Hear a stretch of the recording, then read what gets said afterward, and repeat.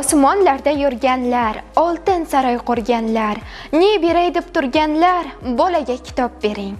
Bola qo'sh oq kaptar, dunyolardan bexabar, yovuzlik topmay xabar, bolaga kitob bering. Assalomu alaykum Zukko kitobxon sahifasining aziz teletomoshabinlari. Assalomu alaykum. Kitob o'qishni hech ham kanda qilmaydigan yoshlar.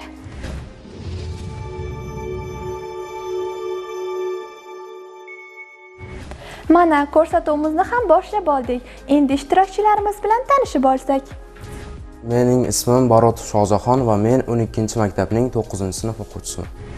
Men Hasan Samandar, Alisher Navoiy nomidagi maktabning 8-sinf o'quvchisiman. Men To'xtapo'latov Samandar, 19-maktabning 8-sinf o'quvchisiman. Sizlar bilan tanishib olganimizdan xursandmiz. Endi navbatni shartlarga beramiz. Marhamat.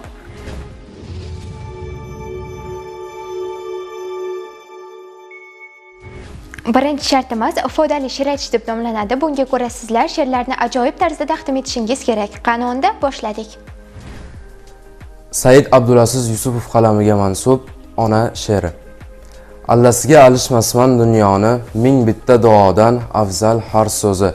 Devona qilurman dardman daryoni, bir tomchi yosh ila namlansa ko'zi. Terib qo'ysin barcha shoir deganni, she'rlarini baland tog'ning tog'iga. 10 mingta majnun ham nima bo'libdi arzimas sochining bitta oqiga. Shirk emas kecharsin Xudoyim o'zi. Men faqat onamni tavof qilaman. Boshidan o'girib ichgan suvimni 100 mingta zamzamdan afzal bilaman. Bilsam o'zi tirik ma'budki onam, aslida mehrdan bunyod bo'libman. Nurdayin pok oq Ka'ba-ku onam, men esa oq Ka'ba izlab yuribman. Rosti gap dunyoni o't olib ketar, onamni sog'inib yig'lasam agar. Mendayin farzandlar bir tinga qimmat, onasin duosin olmasa agar. Saida Zunnunova, asfaltni qoq yorib. Asfaltni qoq yorib unibdi giyoh. Yo'lovchi ko'zini tortar dambadam, o'tgan ham ketgan ham tashlaydi nigoh. Bag'ri tosh ham unga qo'ymaydi qadam. Iqbol Mirzo, daraxtlar, bardoshingiz uchun qulluq daraxtlar, bir joyda ko'karib yoydingiz quloch, chidadingiz bo'ron, quturgan chog'lar, qahraton qahrda yupun yalang'och. Birinchi shartimiz o'z nihoyasiga yetdi. She'rlaringiz uchun rahmat. Endi esa navbatni ikkinchi shartga beramiz.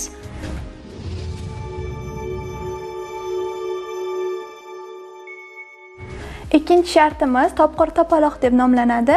Unga ko'ra sizlarga ajoyib topishmoqlarni beramiz. Javob berishingiz kerak bo'ladi. Marhamat, boshladik.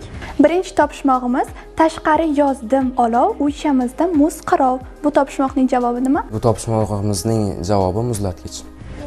Bir shahar, shaharda 12 minora, minorada 30 ta deraza, har derazadan 24 ta o'q uziladi. Bu topishmoqning javobi nima? Bu topishmog'imizning javobi 1 yil, 12 oy, 30 kun va kunimizning 24 soat. To'g'ri. Samandar, boshida bor kokili, belidadir hosili. Bu topishmoqning javobi?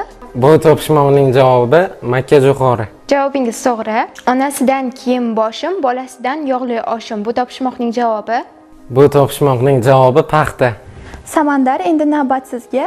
Qishda oq gul, bahorda suv sochadi, el eskanda tumtaraqay qochadi. Bu topishmoqning javobi bulut. To'g'ri.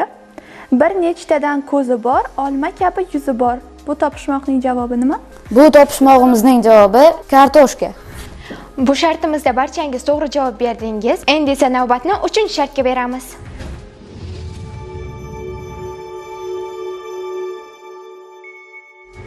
Uchinchi shartimiz so'z o'yini deb nomlanadi. Unga ko'ra sizlar doskada berilgan so'zlarni to'g'rilab chiqishingiz kerak.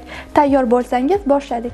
Endi esa doskaga chiqib, kitoblar nomini to'g'rilab yozishingiz kerak. Qanunda boshladik.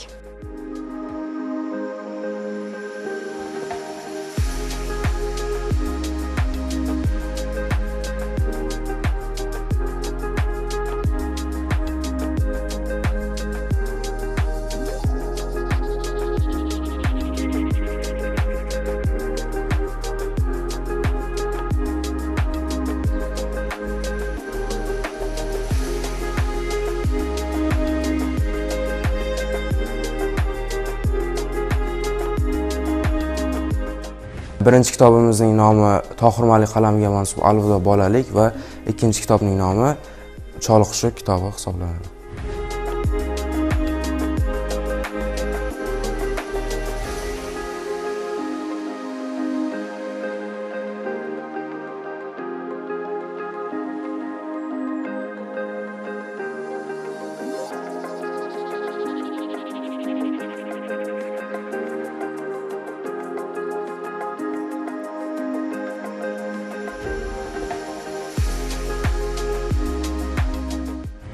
Birinchi kitobimiz G'afur G'ulom qalamiga mansub Shimbola asari. Ikkinchi kitobimiz Pirimqul Qodirov qalamiga mansub Yulduzli tunlar asari. To'g'ri.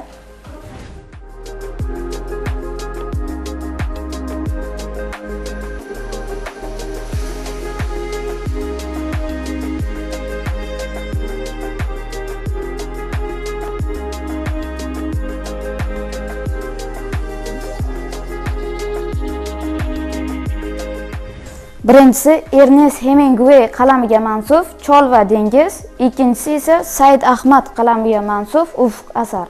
3-shartimizni muvaffaqiyatli tarzda yakunlab oldik va siz barcha savollarga to'g'ri javob berdingiz.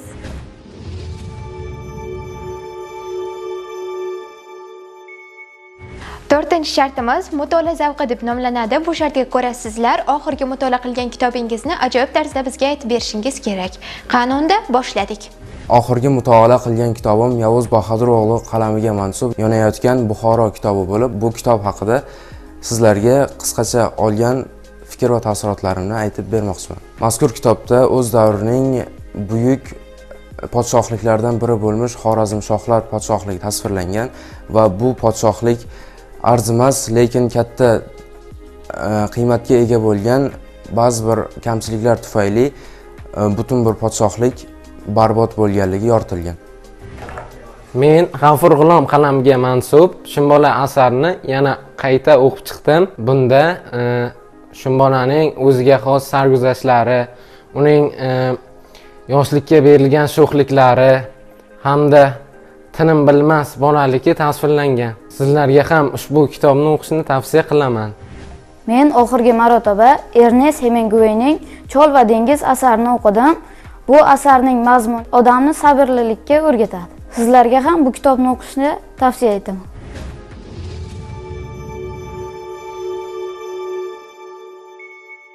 Keling endi ko'rsatuvimiz haqida o'z fikrlaringizni bildirsangiz.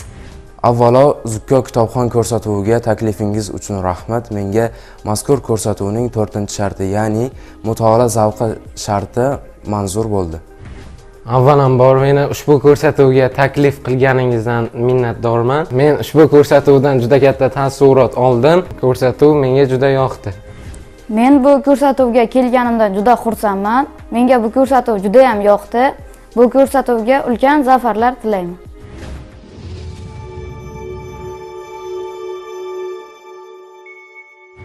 Sizni charchatadi telefonlar ham, oynayu jahonu, kompyuter ichi, dardingizga ular bo'la olmas malham. Bunga temirlarning yetmaydi kuchi.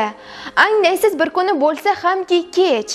Qay yerga uzangan haqiqiy hayot, o'zga bir saodat topolmaysiz hech. Meni javonlarga qamab qo'ygan zot. Kitob mutolaasida hormay tolmang deya ko'rsatuvimizni yakunlaymiz. Keyingi ko'rsatuvlarda ko'rishguncha, xayr, salomat bo'ling.